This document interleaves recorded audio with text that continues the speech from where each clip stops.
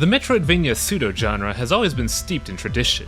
Many of the mechanics and map design elements followed the same kind of patterns established by the famous progenitors from back in the day.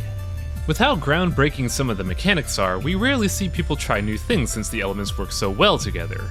With that in mind, today we're looking at Axiom Verge, out on the PS4 and now on Steam. Axiom Verge is a 2D action platformer with inspirations from both Super Metroid and H.R. Giger.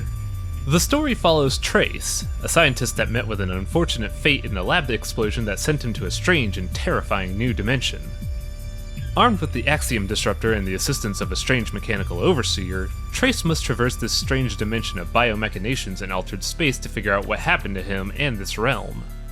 The gameplay for Axiom Verge is really interesting, messing with the various concepts usually seen in a Metroidvania game and putting their own thematic spin on things. The main feature of this game is the iconic Glitch Gun, a device that allows players to alter the environment and enemies in various ways to help them progress the game. The Glitch Gun is often used to either manipulate the environment for progress and secrets, or glitching out an overwhelming enemy to make it easier or get some pickups to restock Trace.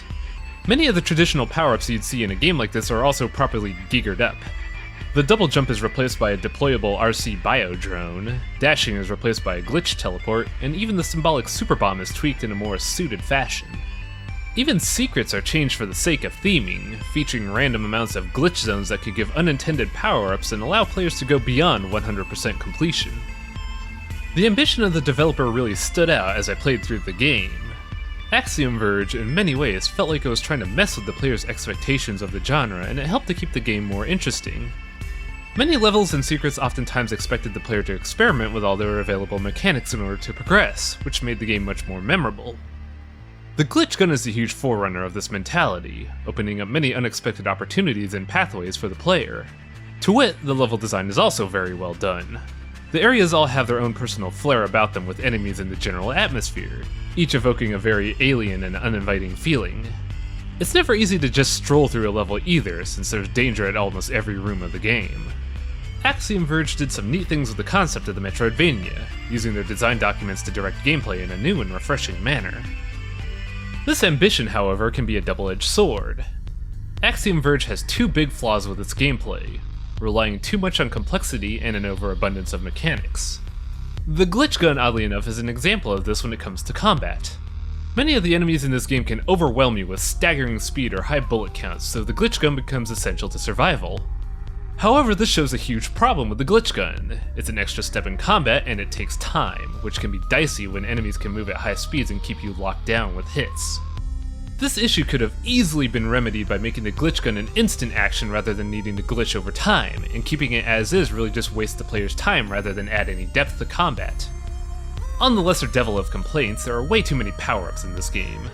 By the end of the game I had 4 different forms of vertical transportation, 2 different ways to destroy blocks, 2 different ways to glitch enemies, 3 evolutions of phasing through walls, my headcrab robot buddy, and 15 weapons! Mobility power-ups are never mishmashed in an interesting way either. They all mainly fill a role of passing through a specific impediment rather than adding to the platforming experience. Weapons are probably the biggest culprit of unnecessary fluff in this game.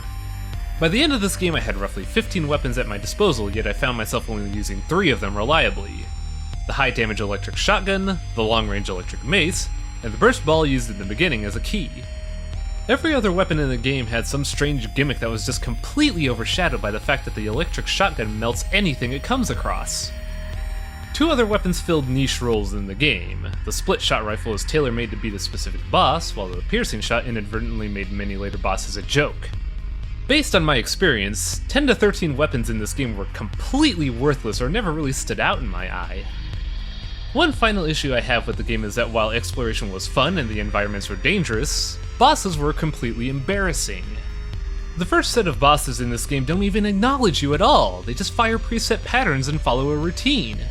Some bosses also suffer from problems surrounding the path of least resistance. These bosses oftentimes have neat gimmicks that are not readily apparent, and will oftentimes be ignored since just shooting them in the face is quicker to notice and in some instances, criminally easy. These issues were so bad that it almost turned me off completely from this game, which is something that should never happen.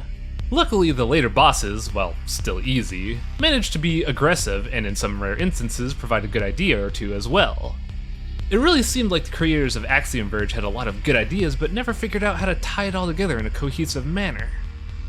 Axiom Verge's general design direction is really well implemented and was probably the main selling point of the game to me. As mentioned before, the game is heavily influenced by H.R. Giger's work, and the game does justice to its inspirations. The game feels very alien in nature, as seen from the environmental tilesets to the backgrounds and even the very weapon Trace uses throughout the game. The game uses color in a nice way as well.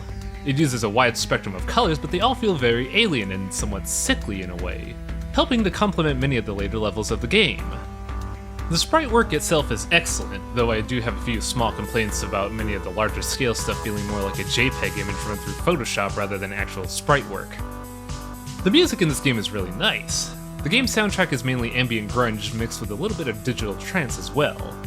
I never heard a song I didn't like, and the energy from each song fits its corresponding zone perfectly. Conversely, the audio balancing in this game is a nightmare.